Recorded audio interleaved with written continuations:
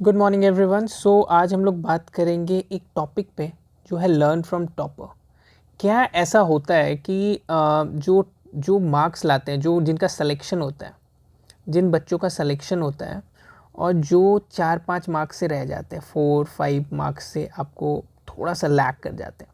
देखो, प्रिपरेशन जो है ना, वो दोनों दोनों स्टूडेंट, एक जो ये बच्चा है, एक ये स्टूडेंट है, दोनों स्टूडेंट सेम करते हैं प्रिपरेशन, पर कुछ तो लैग रह जाता है जो मोस्टली यहाँ पे बच्चे आ जाते हैं बहुत सारे, मतलब जिनका ऑफ कोर्स सिलेक्शन हो जाता है, मतलब मेंस क्वालिफाई हो जाता है, और एक जो होता है सिलेक्शन पे बच्चे आ जाते हैं। ठीक है, तो सिलेक्शन पे कम बच्चे होते हैं और मेंस जो क्वालिफाई होता है बहुत सारे बच्चे होते हैं। ठीक है, ये जो गैप है ना, ये दोनों का, ये जो गैप है, इसके पीछे कुछ ना कुछ रीज़न होता है। तो इसमें क्या हुआ ना कि मैंने 10-12 बच्चों से बात किया, 10-12 स्टूडेंट से बात किया जिनका सिलेक्शन हुआ। तो 10-12 स्टूडेंट का सिलेक्शन होने में कुछ चीज़ कॉमन मिला, हाँ, कि जो वो हमेशा करते थे और उनके वजह से उनका सिलेक्शन हुआ। तो उसी पे हम लोग बात करने जा रहे हैं आज कि क्या ऐसा है जो आपको मेंस तो क्वालिफाई करना इम्पॉर्टेंट है ही, पर मेन आपका फोकस क्या है? आपका फोकस है सिलेक्शन होना। तो वो जो गैप है, ये जो मेंस क्वालिफाई होने के बाद जो सिलेक्शन का जो गैप है, ये बेसिकली 6 से 7 मार्क्स, 8 मार्क्स, 9 मार्क्स का रह जाता है। ठीक है ना?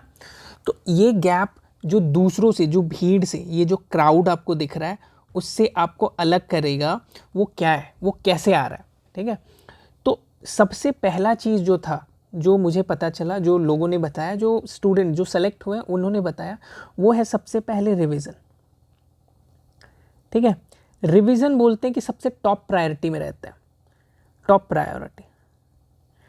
देखो, आप अगर अपना पूरा सिलेबस 70% ही कंप्लीट किए हो, आपको नहीं पता है कि वो जो 30% आप कंप्लीट किए नहीं हो उससे क्वेश्चन आएगा भी कि नहीं, पर 70% आपका क्लियर बहुत अच्छा है, क्लियर है रिवीजन के साथ, मल्टीपल रिवीजन, कहीं से क्वेश्चन पूछ दो मैं बता दूंगा। ठीक है, इस बेसिस पे कंप्लीट है, तो आपके चांसेस बहुत ज़्यादा बढ़ जाते हैं, रैदर देन आप 100% कंप्लीट करने के बाद भी अगर आप रिवीजन के साथ नहीं उतरे हो, मल्टीपल रिवीजन के साथ नहीं उतरे हो, तो आपको प्रॉब्लम होगा। ठीक है, to be very honest, problem होगा। इसलिए आपका रिवीजन टॉप प्रायोरिटी में होना चाहिए। ठीक है, आपको ये पता रहना चाहिए सेकंड वाले में कि क्लियर विज़न होना चाहिए। क्लियर विज़न की क्या बात है? इसका मतलब क्लियर विज़न, और तुम बोल सकते हो क्लियर सोर्सेस। आपको सोर्सेस पता होने चाहिए कि आप किस सोर्सेस से पढ़ रहे हो। ठीक है, आप कोई भी सोर्स हो, लगभग 100% नॉलेज दे देता है। अगर आप कोई इंस्टीट्यूट के नोट से पढ़ रहे हो, इंस्टीट्यूट के नोट से पढ़ रहे हो, ठीक है, या आप बुक से पढ़ रहे हो, दो ही चीज़ हो सकता है।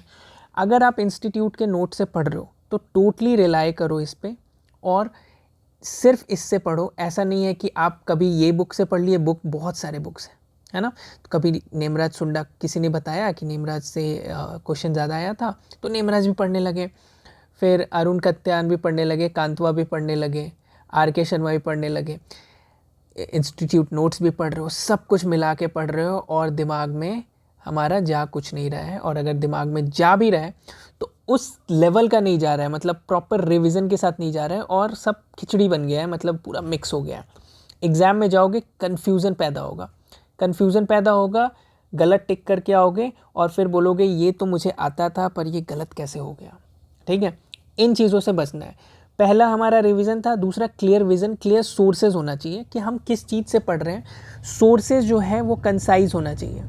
ठीक है, कंसाइज होना चाहिए, मतलब एक लेवल में, लिमिट में होना चाहिए जिसको हम कंप्लीट करके उसका परफेक्ट रिवीजन कर पाए, है ना। ओके, नेक्स्ट बात करेंगे PYQ। हमेशा अपने साथ, ये आपका जो है ना काइंड ऑफ, मतलब काइंड ऑफ हिडन फ्रेंड आप बोल सकते हो, हिडन फ्रेंड, आपका एक ऐसा फ्रेंड, आपका एक ऐसा अस्त्र, ठीक है, विपन, जो किनारे से चल रहा है, एक हाथ में आप पकड़े हुए हो। ठीक है, PYQ। देखो, B it AFO, B it RRB SO। RRB SO तो बहुत ज़्यादा अच्छा है, मतलब RRB SO तो विज़न देता है कि AFO में क्या आने वाला है। बी इट नाबार्ड, हाँ, या एग्रीकल्चर का कोई भी एग्ज़ाम, जैसे आपको आईसीएआर के कोई एग्ज़ाम्स हुए, ठीक है, उनके क्वेश्चंस को देखो, उसमें जनरल क्वेश्चंस खुद से, मतलब एक्ट एज एग्जामिनर, और एग्जामिनर या आप बोल दो पेपर सेटर, ठीक है। एक्ट, दिमाग में ऐसे एक्ट करो कि you are the paper setter, और क्वेश्चंस को देखो और एनालाइज करो।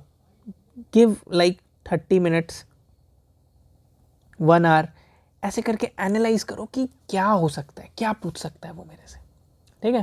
तो ये एनालाइजेशन भी बहुत इंपॉर्टेंट है फॉर योर एग्जाम। और ये जब एनालाइज करने आ जाएगा ना, तो तुमको एक क्लियर विजन मिल जाएगा, आपको समझ आने लगेगा कि क्या करना है क्या नहीं। तीसरा, टीएनएयू।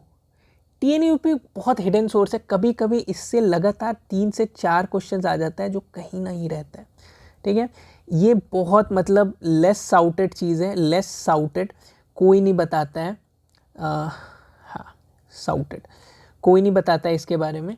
तो ये टीएनयू वेबसाइट जो है ना, उसको आप एज ए मेंटर यूज़ करो। जो भी चीज़ आपको लगे कि समझ नहीं आ रहा है या कुछ नहीं है, तो टीएनयू में आप ओपन करके, टीएनयू एग्रीटेक पोर्टल होता है, TNAU एग्रीटेक पोर्टल, ठीक है, उसमें जाओ, उसमें देखो और उसको कंप्लीट करो। ये एक परफेक्ट आपको मैं बता रहा हूँ हर एक चीज़, कि सबसे पहले आपको क्या करना है, सबसे पहले आपको रिवीजन करना है, फिर क्लियर विज़न होना चाहिए, क्लियर सोर्सेज होने चाहिए आपके पास, PYQs को साथ में लेके चलना है, और TNAU को भी साथ में लेके चलना है, और act as a examiner, paper setter, PYQ को लेके, ठीक है।